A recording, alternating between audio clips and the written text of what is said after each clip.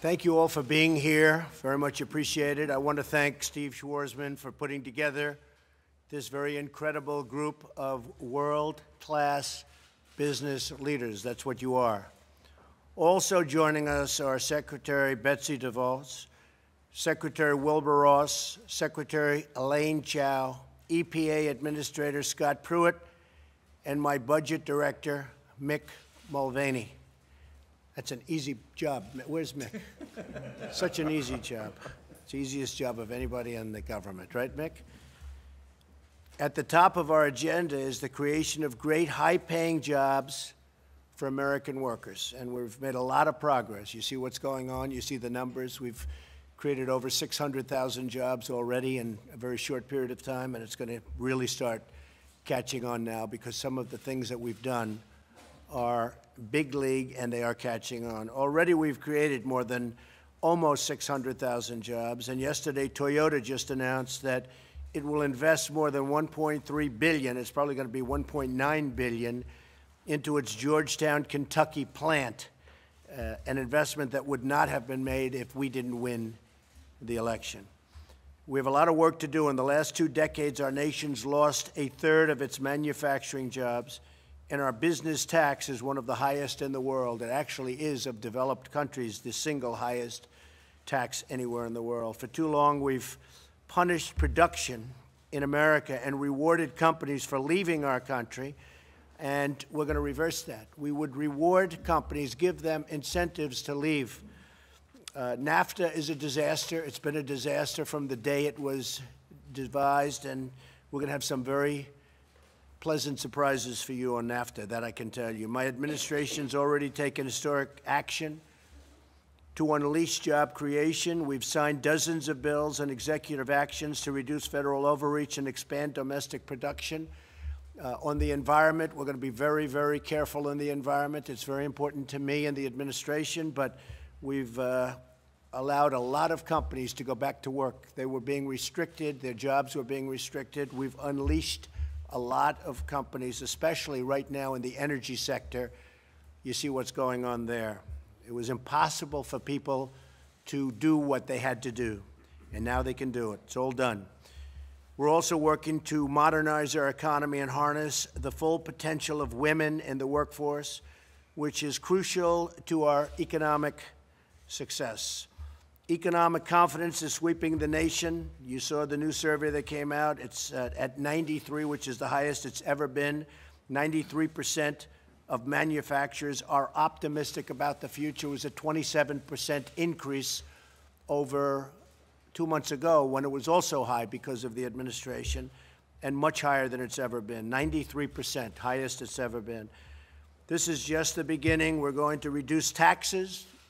We're going to eliminate wasteful regulations, which we've already done, probably 25%. You can take a look at Dodd-Frank. For the bankers in the room, they'll be very happy because we're really doing a major streamlining and perhaps elimination and replacing it with something else. But that'll be the minimum. But we're doing a major elimination of the horrendous Dodd-Frank regulations. Keeping some, obviously, but getting rid of many. And we're going to put many millions of people back to work. The banks will be able to lend again. So many people come to see me. I see them all the time, small businesses. They're unable to borrow from banks. They never had a problem 5, 6, 7, 10 years ago. They had great bankers. They had great relationships. Now they can't borrow. And we're going to let the banks loan them money, and they can build their businesses. So with your help and insights, we will use the private sector innovation to drive job creation and reform government.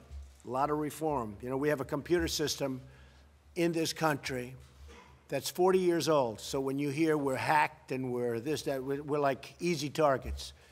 And one of the things we're doing, in fact, we're working with a very, very wonderful woman from IBM and others, okay, many others. It's like when I said to Lockheed, I like the F-35 fighter jet, but then I said, but I also like the Boeing F-18. Okay, so I love your computers, but we're also looking at others, all right? But we're going to have a massive program to modernize our equipment, ideally get brand new equipment. The cost of maintaining our computers is a number that is so high that it's not even a believable number. Now, I've heard anywhere, is this possible, from $39 billion to $89 billion a year. Is that even possible? That's for keeping our computers updated and running. And I think we can buy a whole new system for less money than that, wouldn't you say? I mean, I hope so. We'll give you $10 billion right now, modernize. So I want to thank everybody for being. I know most of you, you really are the top. And I want to thank my friend Jack Welch for being with us too. I've known Jack so long. We did deals together, right? Trump International, big success, and the other one on Park Avenue. We had great success together with your real estate group, who are terrific people, Dale Fry and everybody, right? Terrific, and John. So I just want to thank you. You've been a special guy for a long time. And we'll get down to business. Maybe before the media leaves, we can go around the room and we'll just introduce. We all know Steve, and I want to thank you, Steve, for putting the group together. Would you like to say something while all those cameras are running? Yeah, I think we should say that we've had a really interesting day so far. What we did is we divided into 5 groups, meeting with each of the 5 secretaries that the president mentioned. It's an open discussion. The secretaries presented what they were trying to achieve, and we had several people from the forum meeting with them and making comments on what they were doing to hopefully, make their jobs better. We've been looking at trade, education and workforce development, energy and the environment, regulatory reform, and infrastructure.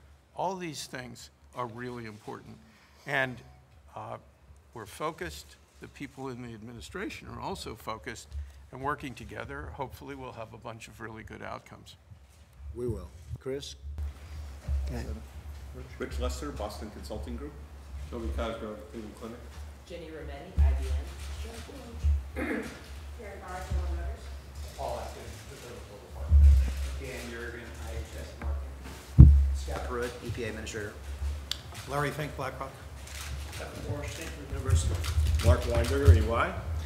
Jim McNerney, ex-Boeing. Doug McMillan, Walmart. Cam Rose, BNSF Railway. Yes. Philip Howard, Common Good. Wahid Nassi, Global Infrastructure Partners. Okay. Thank you very much. Thank you very much. Thank you.